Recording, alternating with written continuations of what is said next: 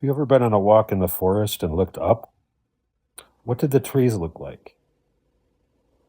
Today, we're going to make some paintings that look like we're looking up when we're in the forest.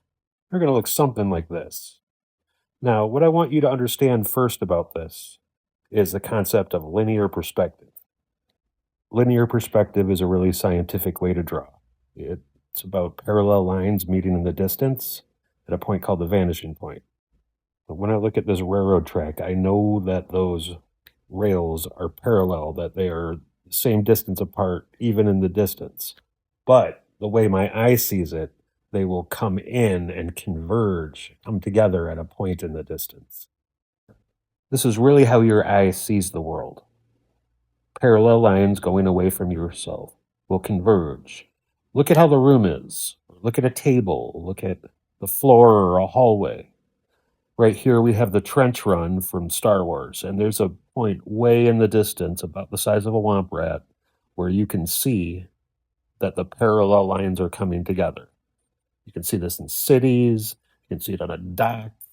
It's just really how my mind sees and perceives things to be three-dimensional. And we're going to use this when we paint our pictures.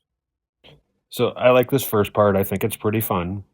I am going to sponge paint. I am using yellow and red paint for fall leaves. Now I am dipping my sponge in the paint and I'm just kind of dabbing around here, there, mostly in the middle because that's where my trees are going to come up to. And I'm also doing red. So there's going to be red and yellow spots all over the place. And where they mix, I'm going to make some oranges. And this is going to be the canopy or the tops of the trees where the leaves are. We're going to make forests looking up. So these are going to be our leaves that we're just laying in. Now we're going to lay in some trees using perspective. Everything's going to go towards the center because that's how it looks in real life. Now, when we're painting our trees, we're going to go towards the center of the paper because we are using linear perspective. Now, if we were drawing something that was rectangular prism, like buildings, they would go right to the center. But these are trees, so they're not perfect. They're lives, and they are organic shapes, so they're going to go towards the center. The trees should all be bigger at the edges of the paper and slowly get skinnier as they go towards the center of the paper. Now, I am using the Y method of painting trees. That's where the tree starts as a letter Y, and then each arm of that Y becomes another Y, and each arm of that becomes another Y, and another Y, and another Y, and another Y. It's a lot of times to say why, but why not?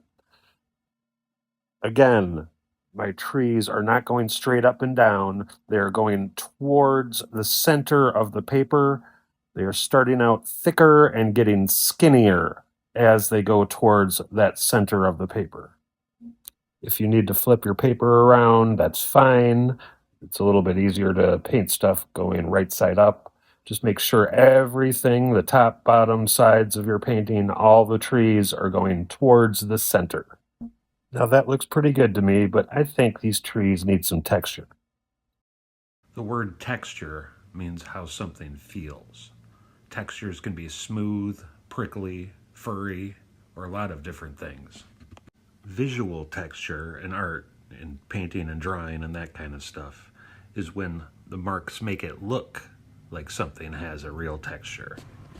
We're going to use the concept of texture and visual texture in this project.